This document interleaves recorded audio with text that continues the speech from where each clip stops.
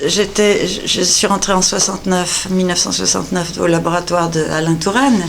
Et très vite, je me suis intéressée à la folie. Donc, comment faire comprendre à un sociologue qu'il fallait que j'aille dans un hôpital psychiatrique pour... alors, je ne savais pas bien quoi faire, mais pour parler avec les patients. Ouais. Et très vite, donc il a accepté. Avec Jean-Max, nous sommes allés dans un hôpital public. Et là, il n'était plus question d'observer de façon objective ce qui se passait comme on aurait fait une étude sociologique. Ouais. Mais ce qui nous intéressait, c'était de parler avec les patients. Donc on ne pouvait plus... Il fallait sortir de cette position d'objectivité. Et en même temps, on a découvert très vite que dans ce lieu, on ne savait pas très bien ce qu'on cherchait au départ, mais c'était un hôpital qui était situé au milieu des grands champs de bataille des 3 dernières guerres précédentes, 70, 14 et 40. Et donc c'est là qu'on a commencé à travailler sur folie et lien social, comment la folie était une investigation des catastrophes, des ruptures, des ruptures du lien social. Et on est resté là, au début on a travaillé avec les infirmiers, c'est de cette façon-là qu'on a eu. Et on est devenu psychanalyste, tout simplement parce qu'en parlant avec ces patients, certains se sont mis à changer. Et c'est les patients qui nous ont fait psychanalystes. Et du coup, on a commencé ce séminaire hebdomadaire à l'école des hautes études, qui s'appelait Folie et lien social, et qu'on a fait pendant 40 ans.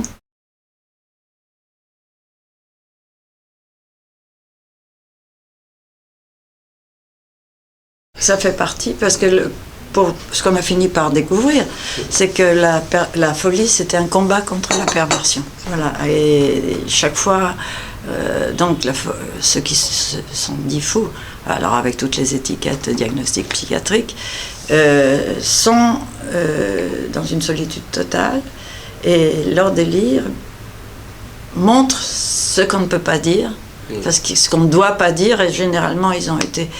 à un moment, eux ou leurs ancêtres sont passés par des traumas, soit des catastrophes historiques, soit des abus d'enfance, des abus sexuels.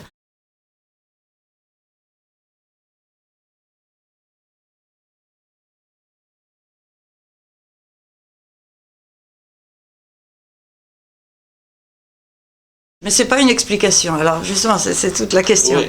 Parce que si on dit à quelqu'un, ben voilà, vous avez eu tel trauma, donc il dit je le sais. C'est pas ça le problème. C'est que en fait, d'abord la mode du trauma à l'époque n'existait pas. On parlait pas de trauma, on parlait de catastrophe, zone de catastrophe. Mais en tout cas, ce dont il s'agit, c'est de trouver un autre à qui témoigner de ce qui s'est passé, là où tout autre a été détruit. Ouais.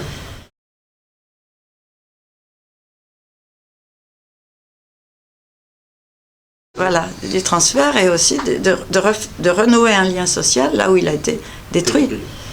Et donc la question de la perversion, c'est de pouvoir s'affronter à cette... Alors, il est incarné, on pourrait dire, par une instance meurtrière de tout lien. Un enfant abusé, comme un homme qui a été torturé, dans une solitude totale. L'instance perverse lui a coupé toute possibilité de lien.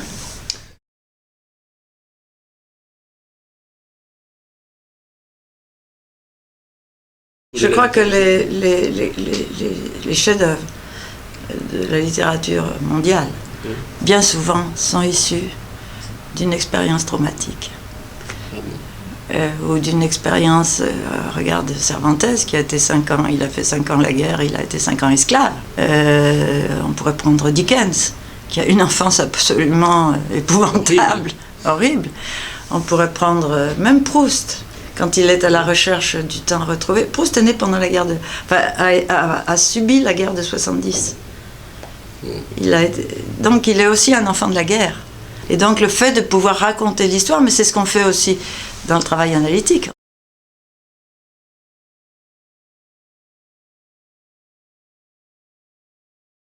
Je vais parler d'Hannah Arendt et de la banalisation du mal, et donc c'est une question politique. Elle parle de la banalité du mal à des moments où alors collapse en anglais, c'est collapse moral.